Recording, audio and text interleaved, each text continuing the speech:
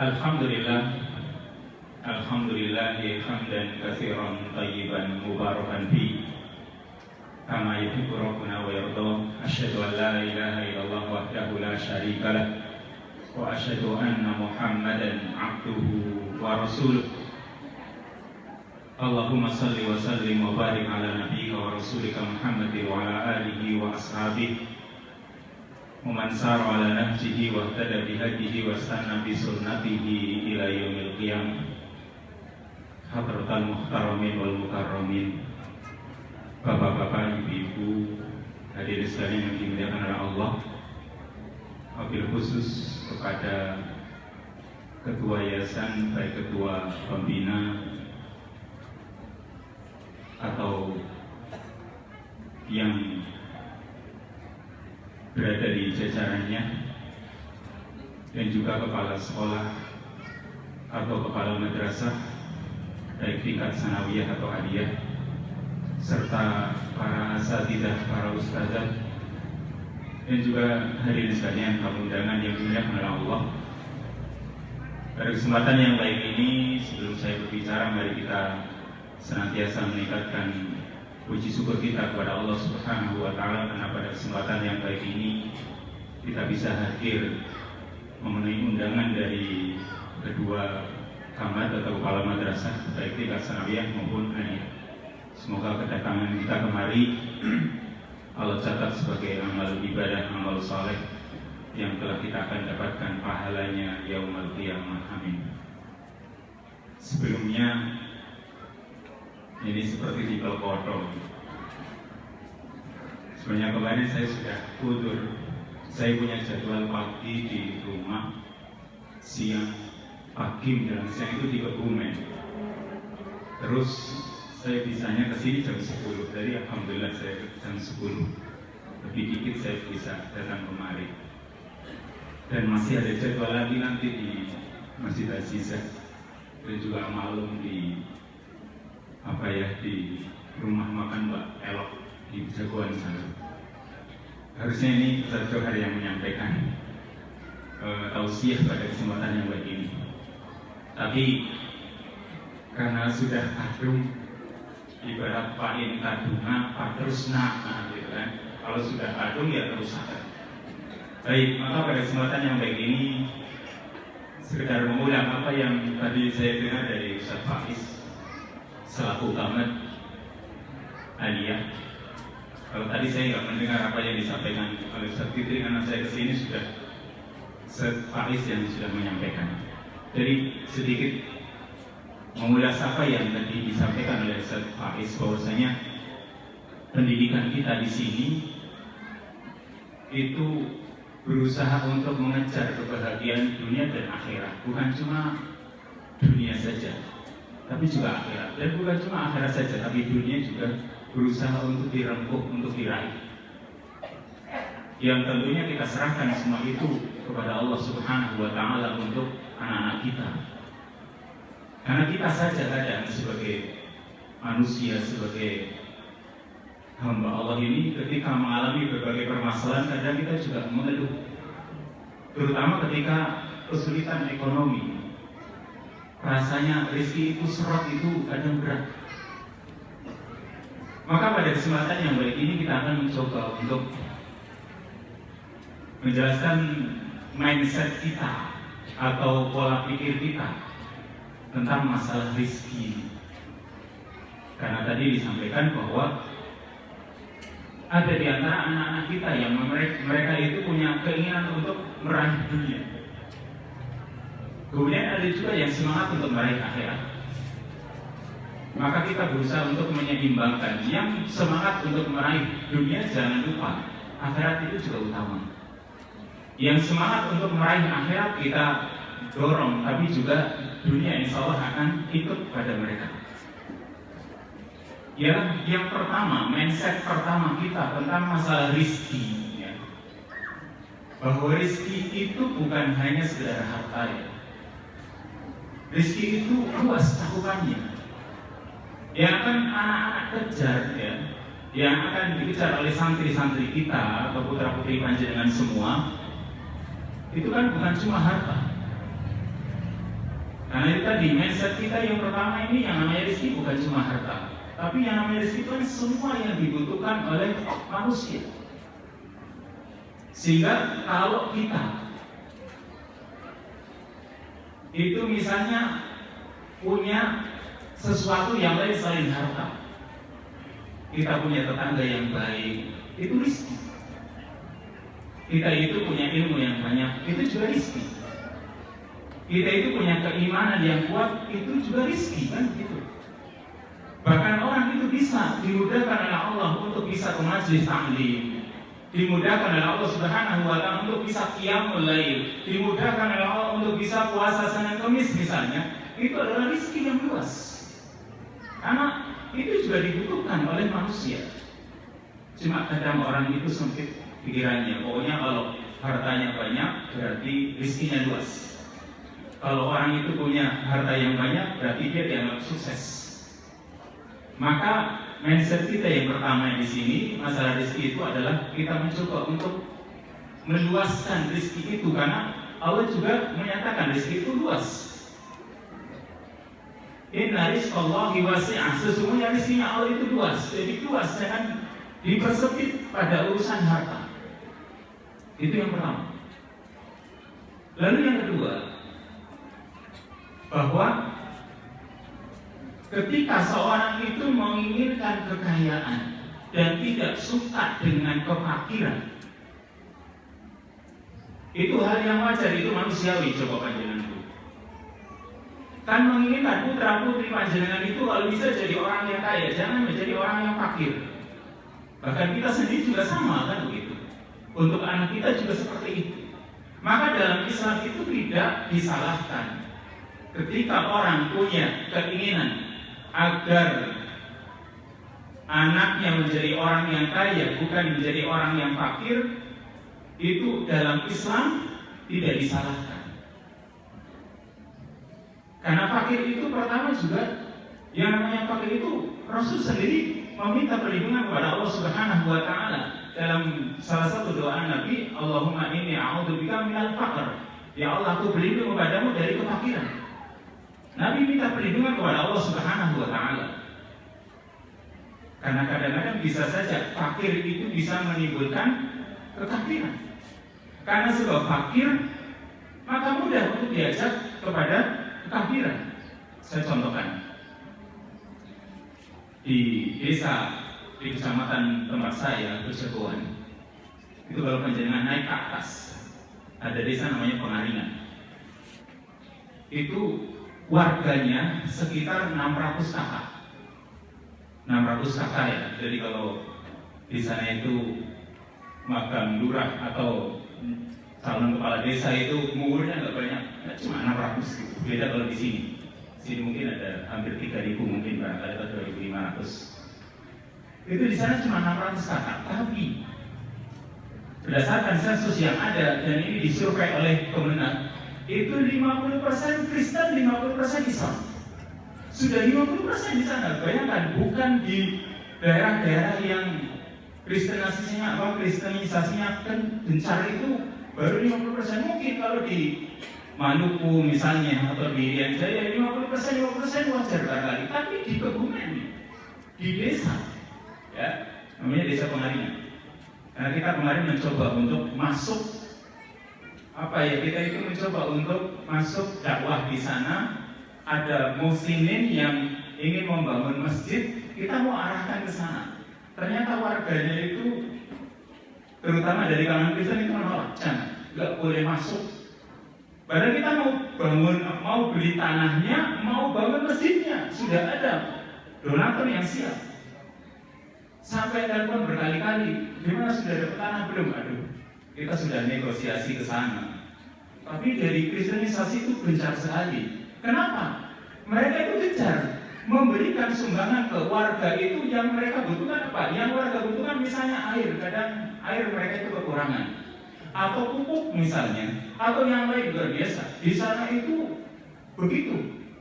Ada sih satu masjid yang untuk satu warga itu atau untuk satu desa itu satu masjid dan 2 musola. Salah satu musolanya musola Muhammadiyah.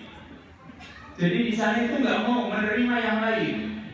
Bahkan gantian di sana kepala desanya. Kalau sekarang Kristen atau sekarang Muslim ya. Sekarang Muslim, besok Kristen.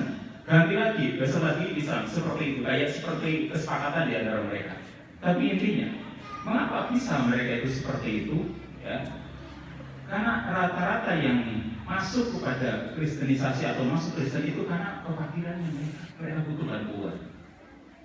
Begitu masuk bantuan dari misionaris itu, mereka diajak untuk pergi ke gereja, haleluya, terus baptis dan sebagainya. Mau itu ada satu desa saja. Dan alhamdulillah kalau di Ketangan sih, terutama Karangduri ini kayaknya tidak ada. Kristenisasi nggak bisa masuk kan begitu ya. Itu salah satu contoh. Karena fakir itu kadang menjadikan orang itu kafir. Tetapi sekarang Islam itu bukan menghalangi orang itu untuk kaya, dan juga Islam itu juga ya, tidak menutup kemungkinan orang itu tidak suka dengan kefakiran. Tetapi Islam itu cuma berusaha untuk meluruskan. Oke, kita itu menginginkan adanya kekayaan atau menginginkan adanya pangkat jabatan yang tinggi, tapi bisa nggak itu digunakan untuk kebaikan, dan jangan sampai lupa dengan tujuan manusia diciptakan oleh Allah Subhanahu wa Ta'ala ke muka bumi ini. Apa itu? Untuk ibadah. Wa ma khalaqtul jinna wal insa illa liya'budun. Tidaklah Aku ciptakan jin dan manusia kecuali supaya mereka beribadah kepadaku. Ini tujuan kita. Sekarang kalau orang itu dia mengejar dunianya, lupa dengan tujuan pokoknya, kan kasihan. Lupa dengan tujuan pokoknya sebagai hamba Allah, dia harus beribadah. Karena kadang-kadang ketika orang itu mengejar kekayaan atau mengejar dunianya, lupa dengan urusan akhiratnya. Dan itu banyak terjadi. Makanya oleh Nabi SAW, beliau mewanti-wanti kita umatnya, man kana di dunya hammahu ja'alallahu faqrahu baina 'ainayhi wa farraqallahu syamlahu wa atathu dunya wa lam ta'tihi minad dunya illa ma kutiba lahu. Barang siapa yang orang itu menjadikan dunia sebagai tujuan hidupnya, maka Allah akan cerai beraikan urusannya. Urusannya nggak akan selesai-selesai. Ada saja urusan-urusan yang membuat dirinya itu nggak akan merasakan kebahagiaan. Karena Pak, yang dikejar itu cuma dunia. Allah akan cerai beraikan segala urusannya. Dan Allah Subhanahu wa Ta'ala jadikan kefakiran itu berada di pelupuk matanya, sehingga rasanya kurang dan kurang. Karena Pak, yang dikejar dia dunia. Padahal yang datang kepadanya dari urusan dunia itu hanya yang Allah sudah catatkan untuknya, kan seperti itu. Makanya di sini Islam itu bukan menghalangi orang itu untuk kaya. Oke, bagus, tapi diarahkan. Dan jangan sampai kekayaannya itu menghalangi dia dari tujuan pokok sebagai hamba Allah, yaitu beribadah kepadanya. Makanya kita juga dorong anak-anak yang ingin kerja, silahkan. Tapi jangan lupa sholatnya di rumah. Jangan lupa pelajaran masalah tauhidnya, misalnya masalah akidahnya. Karena di luar juga akan benturan dengan berbagai macam pemahaman, berbagai macam akidah, sehingga dijaga. Kemudian juga orang-orang, anak-anak yang ingin melanjutkan kuliah misalnya, di sana juga terbentang luas. Mau yang melanjutkan ke urusan agama atau mahad tadi, atau yang ke umum, maka kita fasilitasi. Yang penting kita berikan dasar-dasar yang kokoh, supaya jangan sampai nanti ketika masuk ke perguruan tinggi ternyata bisa saja dia ikut kelompok ini, ikut kelompok itu, kan gitu. Itu yang kedua. Mindset yang ketiga ialah bahwa Allah Subhanahu wa Ta'ala itu telah menanggung rizki setiap makhluk. Itu yang harus ada dalam benak kita, bahwa rizki kita itu masing-masing sudah dicatat oleh Allah Subhanahu wa Ta'ala, dan rizki itu akan mendatangi kita melebihi kecepatan kita ketika kita mengejar rizki. Rezeki itu akan cepat mendatangi kita dibanding cepatnya kita menyongsong rezeki tersebut. Karena Allah Subhanahu wa taala mengatakan wa ma min dabbatin fil ardi illa 'ala Allahi rizquha.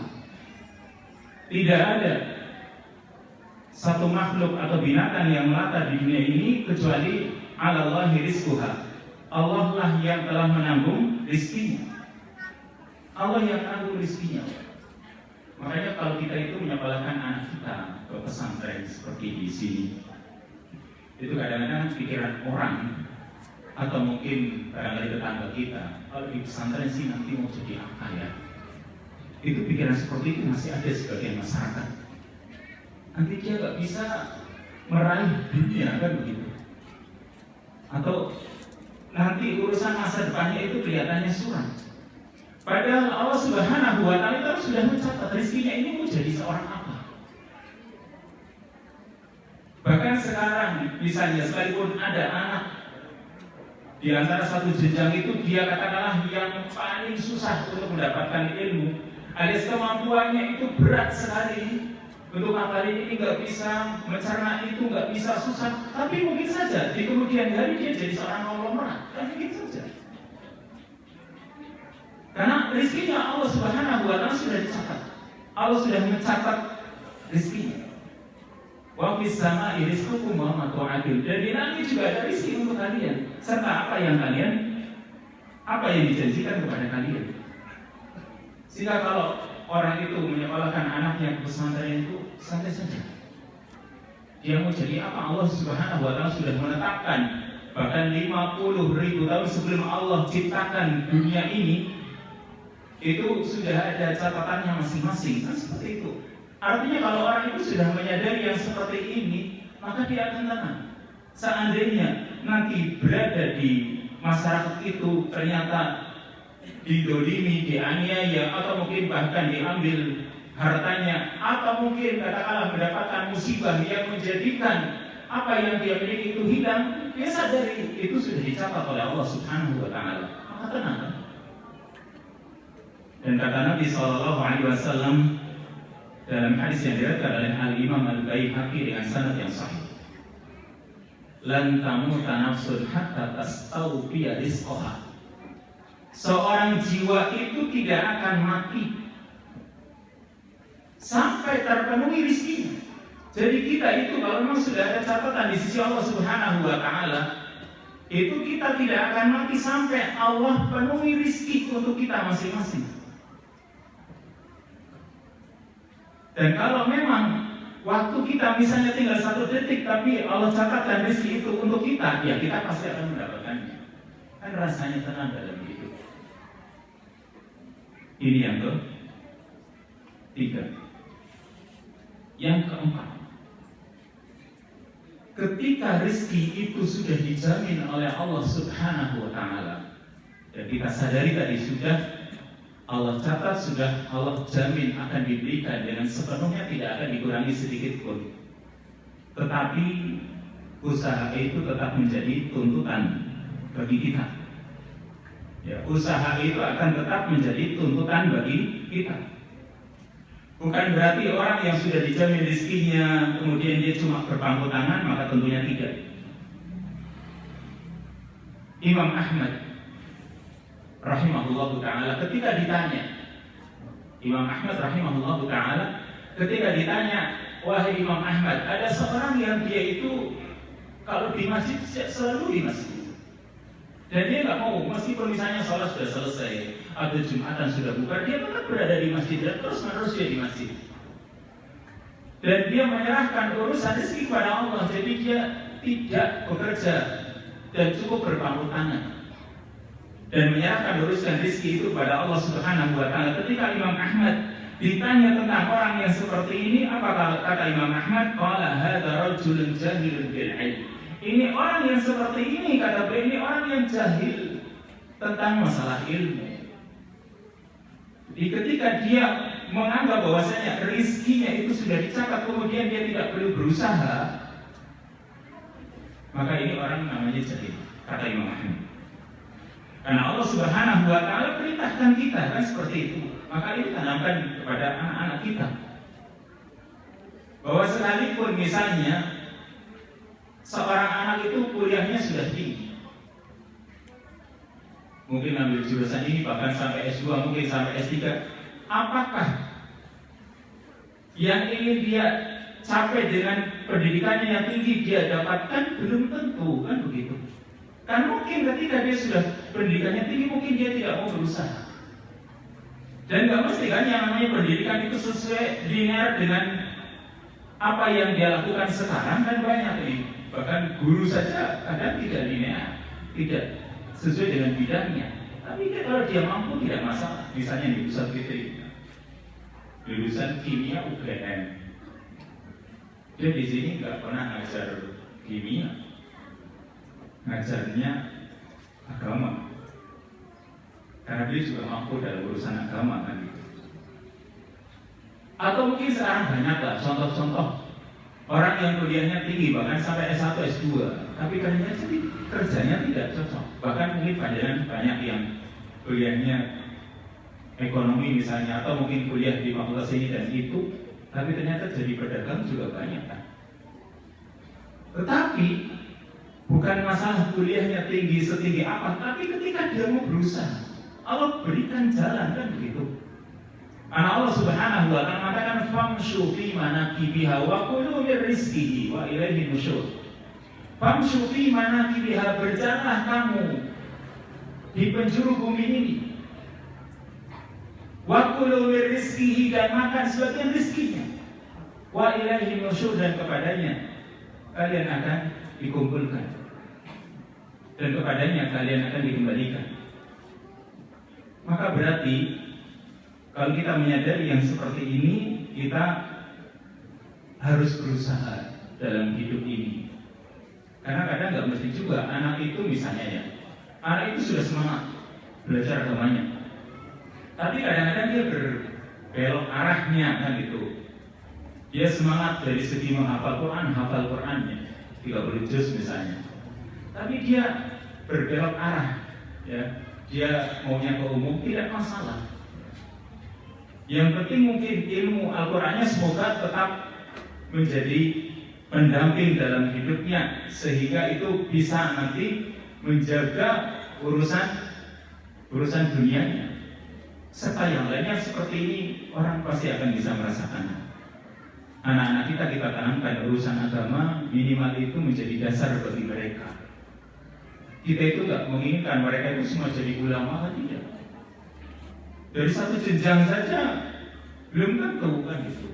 Atau sekarang satu sekolah ini atau satu madrasah ini, baik sanawiyah aliyah, kita sih menginginkan mereka itu jadi ulama, tapi keinginan manusia kan tidak mesti dengan apa yang diinginkan oleh Allah Subhanahu wa ta'ala. Cuma kita berharap mereka itu minimal sisi kesolehan ada dalam diri mereka. Yang standar soleh ini macam-macam orang. Saya sendiri punya anak itu, kalau anak itu ketika sholat subuh nggak perlu saya bangunkan, itu rasanya sudah senang. Mungkin panjenengan juga begitu ya. Pokoknya kalau sholat subuh dia sudah bangun sendiri, itu rasa bangga dalam diri orang tuanya itu senang. Apalagi mau bangun sebelum subuh lalu dia duduk kemudian menghafalkan murojaah Al-Quran, itu kayaknya orang tuanya mungkin sampai meneteskan air mata barangkali. Sebelum subuh dia sudah bangun, dia murojaah Al-Quran misalnya ya, di rumah kepada gini. Kalau di rumah kan kayaknya pegangannya HP semua, bangun juga langsung pegang HP. Tapi kalau misalnya ada yang seperti itu, ini sangat diharapkan kan begitu. Karena Imam Ahmad sendiri ketika mengatakan, ketika kalian melihat seorang yang tumbuh dalam lingkungan Ahlus Sunnah, maka banyak-banyak berharap kepadanya. Banyak-banyak berharap supaya dia itu tumbuh menjadi orang-orang yang saleh, yang membanggakan dirinya, keluarganya, dan kaum muslimin. Jadi ini yang keempat, bahwasanya orang itu ketika sudah mengetahui rizkinya dicatat oleh Allah Subhanahu wa ta'ala, maka dia harus berusaha. Karena Allah mencontohkan kepada kita burung yang rizkinya juga sudah dicatat oleh Allah, tapi tawakalnya begitu besar, tapi dia juga usaha. Bahkan sampai Nabi SAW mengatakan, "Lau annakum tatawakkaluna 'ala Allahi haqqa tawakkuli, la razaqakum kama yarzuqut thair."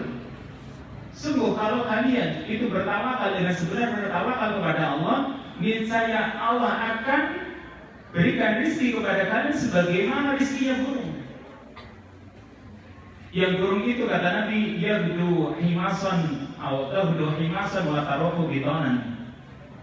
Pergi dalam keadaan perut yang kosong, pulang dalam keadaan perut yang sore-sore, pulang dalam keadaan perut yang sudah kenyang, penuh. Tetapi lihat, burung itu juga usaha.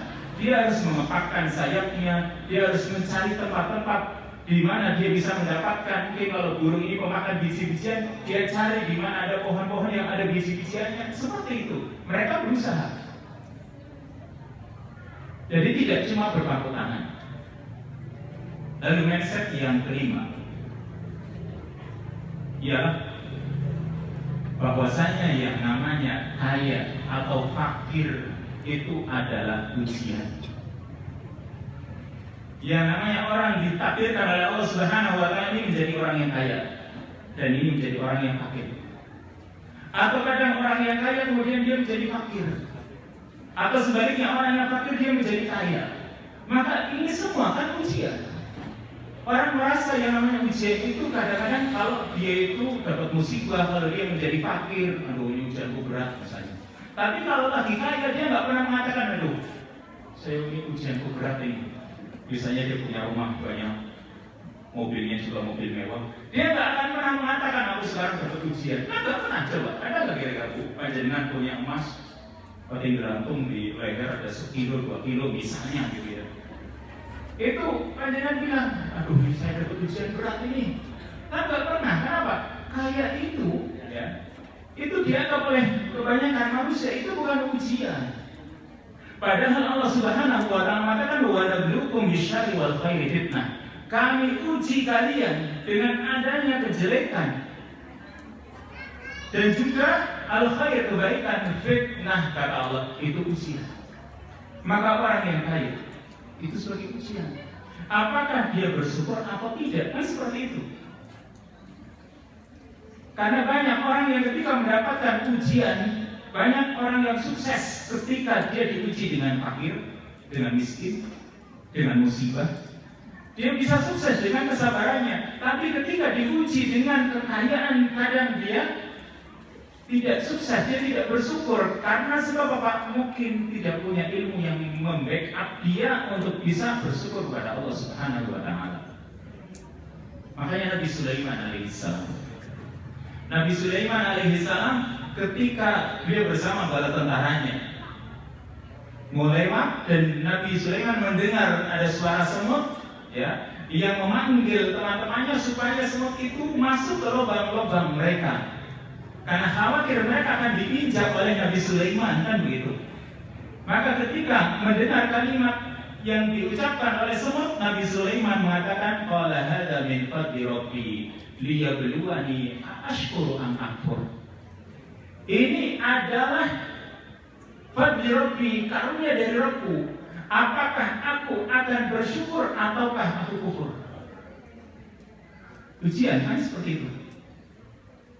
Ini ujian bahwasanya Nabi Sulaiman bisa mendengar suara semut, punya kerajaan yang besar, dan bahkan kerajaan Nabi Sulaiman itu tidak akan pernah kekuasaannya, ya, diberikan kepada seorang pun sebelum dan sesudahnya. Sehingga makanya ketika Nabi SAW itu memegang seorang jin, ya, dipegang oleh Nabi SAW dan ingin dikendalikan oleh Nabi, maka Nabi ingat bahwasanya mengendalikan jin ini hanya kekuasaan yang Allah berikan kepada Nabi Sulaiman. Maka Nabi SAW melepaskannya. Karena ini kekuasaan yang Allah berikan kepada Nabi Sulaiman dan tidak pernah diberikan kepada seorang pun sesudah ini. Tetapi ini adalah sebuah kenikmatan yang membutuhkan rasa syukur kita kepada Allah Subhanahu wa taala.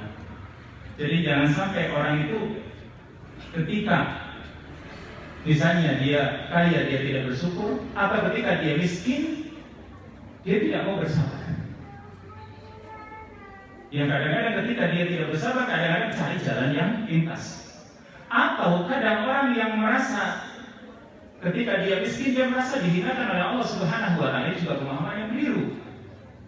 Ketika dia misalnya banyak permasalahan, atau mungkin seret dalam urusan hartanya, atau mungkin urusan-urusan yang lain, padahal sebelumnya misalnya dia begitu lapang urusan hartanya, tapi ternyata Allah kurangi harta, maka jangan sampai dia itu merasa dihinakan. Mungkin Allah sedang mencintainya, kan begitu. Jangan sampai seperti yang Allah katakan di dalam surat Al-Baqarah. Fa'amal insanu idza mabtalahu fa'akramahu wa na'amahu fayaqulu rabbi akraman wa amma idza mabtalahu faqadara 'alaihi rizqahu fayaqulu rabbi ahana. Adapun manusia, ketika Allah Subhanahu wa Ta'ala uji dia, adapun Tuhannya ketika menguji dia, yaitu Allah muliakan dia dan Allah berikan kenikmatan kepadanya, lalu dia mengatakan Rabbi akraman, Tuhanku sedang memuliakan dia. Ketika kaya, dia merasa sedang dimuliakan oleh Allah. Wa amma idza mabtalahu faqadara 'alaihi rizqah. Adapun ketika Allah uji dengan Allah kurangi rizkinya, fa yaqulu rabbi ahana, dia mengatakan Tuhanku sedang menghinakanku. Merasa seolah sedang dihinakan oleh Allah Subhanahu wa Ta'ala, maka Allah membantah, kalla, sekali-kali tidak. Mungkin saja andai kata di antara kita ada yang seret rezekinya, membayar SPP saja atau membayar sumbangan pendidikan ini kadang-kadang berat, harus jual ini, harus jual itu. Mungkin kalau yang kaya dia tinggal ngambil, ya, tinggal tarik lacinya dia bisa ambil. Tapi ada juga yang dia harus menjual sesuatu, bayangkan. Maka berbahagia orang-orang yang ketika mau ngambil rapot misalnya, itu nggak perlu dia jual ini, jual itu, nggak perlu malu-malu menghadap kepala madrasah. Kenapa? Dia pede, dia sudah bayar. Kan mungkin saja ada yang besok mau rapot ini, mengambil rapot, tapi belum ada nih. Akhirnya dia malu mau menghadap kamar, tapi malu kan, sementara anaknya ingin minta diambilin rapotnya.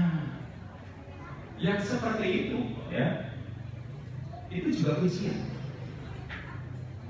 Maka jangan sampai orang itu ketika merasa diuji dengan kemiskinan atau kefakiran, dia merasa dihinakan oleh Allah Subhanahu wa Ta'ala. Karena Allah mengatakan kalla, sekali-kali tidak. Mungkin Allah sedang menyukainya, Allah sedang mencintainya, supaya mungkin dia dekat dengan Allah Subhanahu wa Ta'ala, mau memohon kepada Allah Subhanahu wa Ta'ala agar diberikan solusi, diberikan jalan keluar. Lalu yang terakhir, sudah jam 11. Yang terakhir, mindset yang terakhir, yaitu ketika kita sudah mengetahui semua permasalahan rezeki tadi, tentu dalam hidup ini kita berusaha mencari yang halal. Berarti sebaliknya, mafhumnya, jauhi yang haram. Jangan sampai orang ketika merasa rezeki itu pelan, rezeki itu seret sedikit misalnya, lalu dia mencari jalan pintas. Jangan sampai, karena insya Allah ketika rezeki itu sudah ditetapkan oleh Allah, jalan yang untuk rezeki tersebut adalah jalan yang halal, yang kalau muslim itu menyadari. Tapi kalau dia tidak menyadari, ya dia mungkin berusaha mencari jalan yang pintas, yaitu jalan yang haram yang dia dapatkan.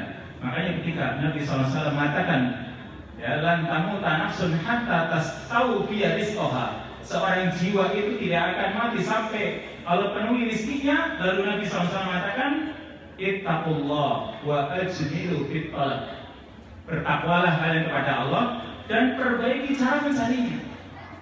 Yang semoga kalau cara kita mencari itu halal, itu bisa menjadikan anak kita itu bertambah kesolehan, kan begitu? Karena solehnya anak itu muncul dari usaha kita orang tua. Kalau kita menjadi orang yang soleh, insya Allah anak kita juga akan menjadi anak yang soleh. Itu cara kita itu merubah, atau kita itu menginginkan pola pikir anak kita tetap menjadi anak yang soleh. Caranya kita juga harus berusaha menjadi orang yang soleh. Kalau kita ingin menjadi anak kita anak yang soleh, sementara kita itu juga tidak ingin merubah diri kita, ya tidak akan Allah Subhanahu wa Ta'ala jaga mereka. Sehingga ketika Nabi Khidir membetulkan rumah yang hampir roboh, ya, lalu dibetulkan, dan Nabi Musa pun protes, wahai Khidir, kenapa engkau betulkan rumah ini? Bukankah kita datang kemari, mereka tidak mau menjamu kita? Kita minta jamuan makan kepada mereka, mereka nggak mau menjamu. Sementara ketika ada rumah yang hampir roboh, ternyata kamu betulkan. Untuk apa? Maka Nabi Khidir kan memberikan alasannya yang Allah sebutkan dalam surat Al-Kahfi. Wa ammal jidaru fakana li ghulamaini yatimaini fil madinati wa kana tahtahu kanzul lahuma wa kana abuhuma shalihan. Wa ammal jidar, adapun tembok yang hampir roboh yang aku betulkan, kata Nabi Khidir kepada Nabi Musa, fakana li ghulamaini yatimain, itu tembok yang hampir roboh itu rumah milik dua anak yatim yang ada di kota ini. Wa kana tahtahu kanzul lahuma, dan di bawah tembok itu adalah ada kanzun, ada harta simpanan yang akan diwariskan untuk dua anak yatim tersebut. Tapi mengapa di sini Allah juga melalui Nabi Khidir yang membutuhkan temboknya dan mengeluarkan harta simpanan untuk anak tersebut? Kata Nabi Khidir, wa kana abuhuma shalihan, karena ayah dari kedua anak yatim tersebut adalah orang yang soleh. Ayahnya adalah orang yang soleh, sehingga Allah jaga hartanya dia, Allah jaga juga anaknya, sehingga Allah akan tumbuhkan anak itu. Ini kan kelihatannya seperti tidak ada hubungan, tapi kalau dicerna dengan akal pikiran kita yang sehat, apalagi dikatupkan dengan ayat-ayat Allah Subhanahu wa Ta'ala, akan menyatu. Oh iya, kalau kita itu ingin agar anak kita soleh, kita juga harus berusaha menjadi orang yang soleh pula. Dan seperti itu kita membutuhkan partisipasi panjenengan semua, supaya pendidikan yang ada di madrasah kita ini atau di ma'had ini, ya, berjalan dengan baik, berjalan dengan lancar, dan sesuai dengan harapan dari panjenengan semua, supaya mereka anak-anak kita itu menjadi orang-orang yang saleh dan salihah, yang berguna, yang bermanfaat bagi diri mereka sendiri, keluarga mereka, masyarakat mereka, bagi bangsa dan negara kita ini, dan mendapatkan cita-cita yang mulia, bisa masuk ke dalam surganya Allah Subhanahu wa Ta'ala. Itu semua perlu partisipasi kita semua. Orang tua juga jangan lupa mendoakan mereka, kemudian juga memberikan motivasi agar tetap bersemangat. Dan kita sebagai para ustadz-ustadzah yang ada di sini juga berusaha untuk bisa memberikan contoh teladan yang baik. Dan semua itu kita serahkan kepada Allah Subhanahu wa Ta'ala. Wallahu ta'ala a'lam wa a'lam. Wa sallallahu ala nabiyina Muhammad wa ala alihi wa sahbihi ajma'in. Subhanallahumma wa bihamdika, asyhadu an la ilaha illa anta, astaghfiruka wa atubu ilaik. Wassalamualaikum warahmatullahi wabarakatuh.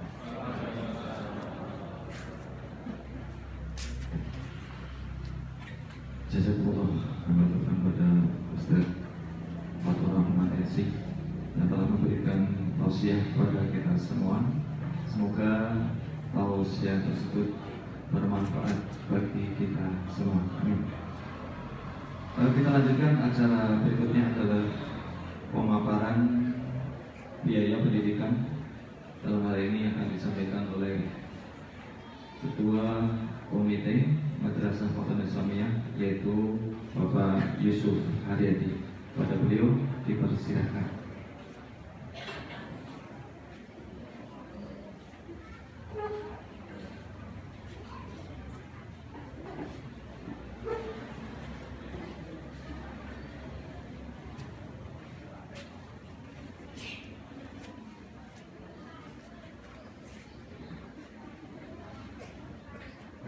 Bismillahirrahmanirrahim. Assalamualaikum warahmatullahi wabarakatuh.